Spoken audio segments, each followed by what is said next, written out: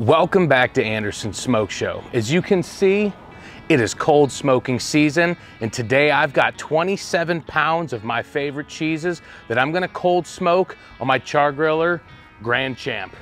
Stick around and see how you can cold smoke cheese too. If you're new here, my name is Andrew and I'm an engineer. So everything you see here is gonna be technical and to the point, and I'm gonna give you all the tips and tricks necessary for you to perform a cold smoke this fall season. Now let's get started.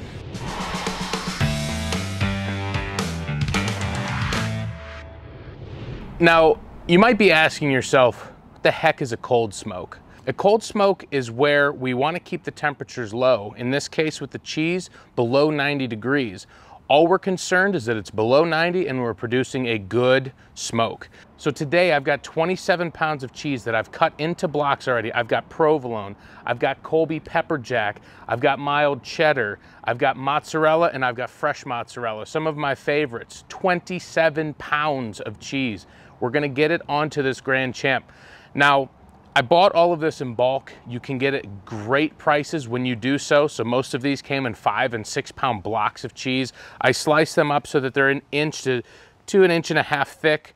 And I did that to increase the surface area. You know, you could put an entire block on, but you're just gonna get the outside of the entire block. But by cutting it into smaller blocks, now we're increasing that surface area. We're gonna get more smoke and it'll be easy to handle at the end. In terms of preparation of this cheese, there's really not a whole lot that you have to do. But the one thing that you do need to do is let it come up to room temperature. So about an hour ago, I had all of this sliced. I have it on this cutting board that I use to transport, and I literally just set it down into my oven, temperature off, everything, just so that it was out of the way, away from the dogs, and it could warm up a bit. Besides slicing it and getting it up to room temperature, the rest of your work is going to be at the Char-Griller Grand Champ or your pellet grill or your offset smoker, or whatever you're using today to produce that cold smoke. Everything that you see with that Char-Griller Grand Champ is going to be about maintaining a very small charcoal bed along with adding small amounts of wood, because we don't want high temperature fluctuations because that will cause the cheese to melt. Now you may be asking yourself, why do we want to get this cheese up to room temperature? And the reason why is coming directly out of the refrigerator and putting it onto a grill, even though we're not going hot, it still is warmer, it'll cause condensation on the surface of the cheese. And so by having that condensation, it will affect that smoke absorption that you're gonna get on the surface of that cheese. So I'm feeling this, everything feels about room temperature, so it's time to show you how to get a small fire going. All right, for the cold smoke today in this Char-Griller Grand Champ offset, I'm going to be using some hardwood lump charcoal. And so I'm gonna dig through my bag, by hand, and I'm just looking for a few pieces about the size of my fist.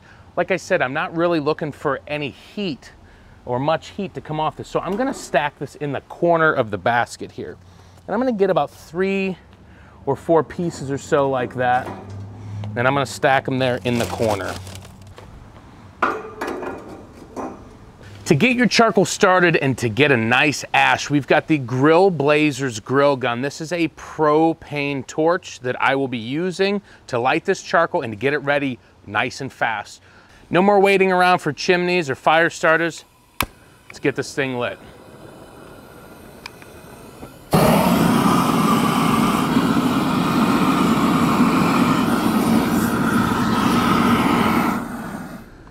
You can see now that the charcoal is ashed up, it's white. I opened the lid on the smoker to let some heat out because like I said, we don't want this thing getting hot. We're gonna get a few wood chips and small chunks of wood on there just to get the smoke going, and we're about ready.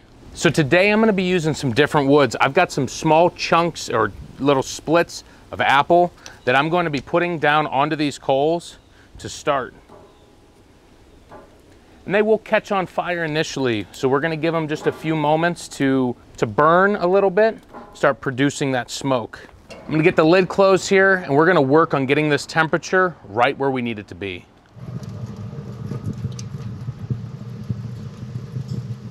While I'm waiting for the grill to equalize, I've got my Grillaholics nylon brush. I like to use these non-metal bristle brushes or the bristle-free brushes to clean my grills.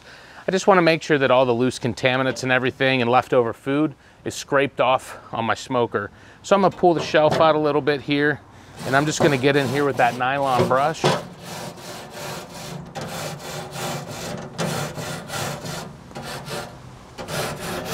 And this brush here, man, is it stiff. It's great for getting back into them nooks and crannies, and it really does a great job at cleaning off the grates. Put a link down in the description if you're looking for some good brushes. I personally don't use the metal bristle brushes because those bristles can be really dangerous. I know like a lot of companies have some really strong brushes. I still like to avoid them and just use those bristle-free or nylon brushes. All right, so I've got my cheeses here. The best thing to do is start with your softest and keep it as far away from the heat source as possible. So I'm gonna pull this shelf out here a little bit. I've got my fresh mozzarella, and I'm just going to start placing it over here, highest rack, furthest away from the firebox. All right, next, I've got some mozzarella, and I'm gonna try and keep as much of this on the top rack as possible. And we'll put some provolone up here. We'll put some provolone over here. We'll put it around my probe wires here. We've got our Colby, our pepper Colby here. And we've got our mild cheddar. As you can see, we've got the smoker loaded up. We've got some apple wood smoke rolling right now. I've had the lid open for a moment so you don't see a whole lot of it. We're gonna get this thing shut. You need to maintain your temperatures. Make sure you are below 90 degrees or that cheese will start to melt. It's the last thing that we wanna do. About every half hour, rotate it so that we're getting equal amounts of smoke. So you'll rotate it, flip, rotate, flip. You just wanna make sure that it's equal. You want to give this about 2 to 3 hours depending on how heavy a smoke you want. Be sure to maintain those temperatures, maintain a consistent smoke. I've got a little bit rolling here. I might need to add just a little bit more apple. Make very small increments with your wood or charcoal. If you see that your temperature's starting to drop outside of the grill or smoker, get yourself another piece of charcoal lit, add one piece at a time. We're not looking for heat, we're looking for smoke. When it comes to smoking cheese, you're gonna give it at least 2 to 3 to 4 hours, and it depends on how hard the cheese is. Some of the sharper cheddars are gonna take a little bit longer. So today with everything, we are sitting here 3 hours and like 10 minutes in. I didn't quite achieve the color that I expected, but I don't wanna overdo it with the smoke because we've had a good steady smoke for the last 3 hours or more. We've been managing temperatures between 75 and 85 degrees, so it is time to pull these out. As you can see, we did achieve some color, especially on those white cheeses, and you don't notice it as much on the cheddar. We're gonna start pulling these out here. You can feel a little bit of the oils that have seeped out, but that's normal. You can see that the white in the Colby has turned kind of a yellow color. That's a good sign of smoke absorption. And you can see that yellow color as well in the provolones and the mozzarellas.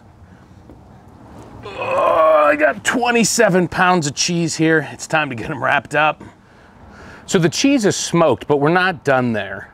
What you need to do next is wrap it. Now for the next day or so, it is best to wrap it something in like a wax paper or a butcher paper. It's gonna allow a little bit of air to get to it, and we want the smoke to mellow out or to absorb a little bit more. So for about 24 hours or so, I'm gonna have it wrapped up in butcher paper. From there, I'm gonna take it and I've got a vacuum sealer and I will vacuum seal each piece individually and get it in the refrigerator. It is a bit of a process, and if you're talking about cutting the cheese, smoking the cheese, wrapping the cheese, vacuum sealing the cheese, it is a little bit of a process, but it's gonna make for some awesome smoked cheese. So I'm gonna show you what I do. I'll get that like that. I will throw a couple pieces of masking tape on it.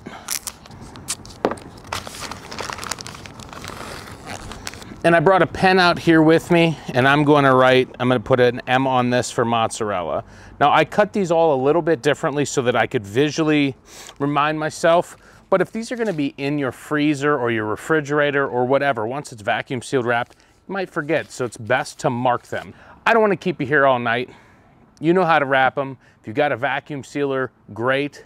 You can vacuum seal these in about a day or so after they kind of mellow and breathe a little bit in the refrigerator. I hope you enjoyed the cold smoked cheese as much as I do. Get yourself some cheese, buy it in bulk, smoke it at a low temperature under 90 degrees and just hit it hard with smoke 2 to 4 hours, and this is what you're gonna end up with. If you like stuff like this, you like barbecue recipes, technical overviews, then you would like it here at Anderson Smoke Show. I'll see you next time.